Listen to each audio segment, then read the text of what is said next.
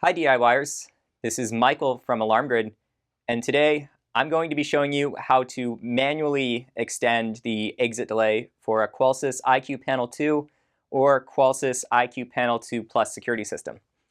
Now I'll just give you a quick rundown of what an exit delay is. When you go to arm your system away, it's going to give you a countdown for which you and everyone else in the building you need to vacate the premises before the countdown expires, or else you risk setting off an alarm on your system, usually an interior sensor, a motion sensor, or opening up an interior door, for instance.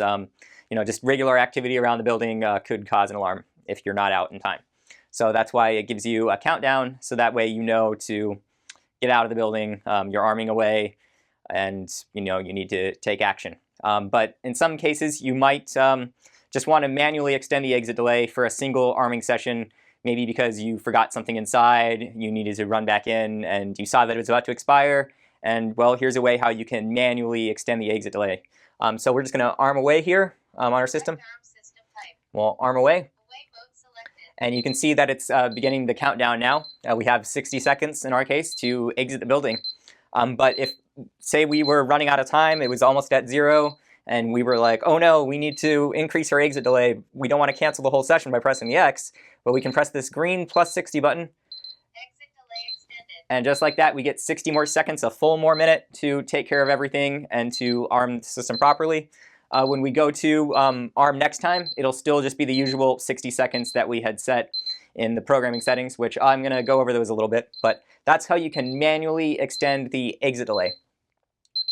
Now I do want to just go over how exit delays, how they're set on the IQ Panel 2. So we're starting from the main screen here, and we're going to click the small gray bar at the top. We're going to choose Settings, Advanced Settings.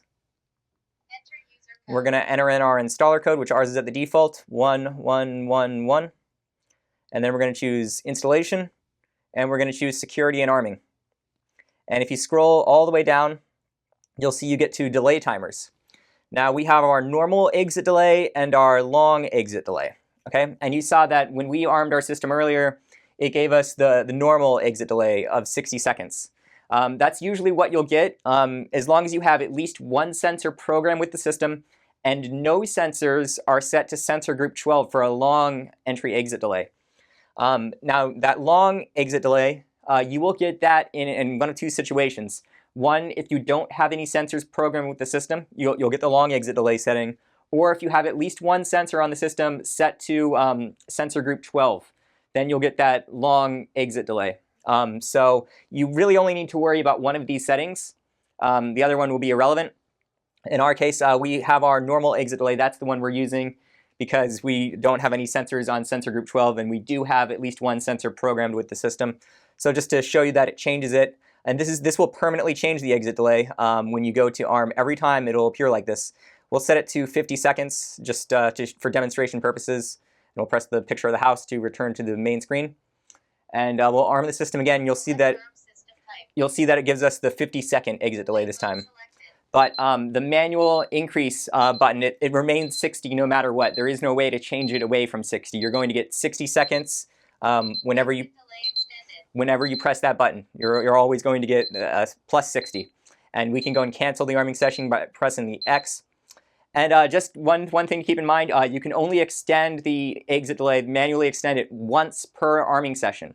So if you press that 60 button once and you need to press it again for some reason, you're actually going to have to cancel the arming session like what we just did and then rearm your system. You only get one chance to increase that exit delay. And it's always by 60 seconds. There is no way to change that.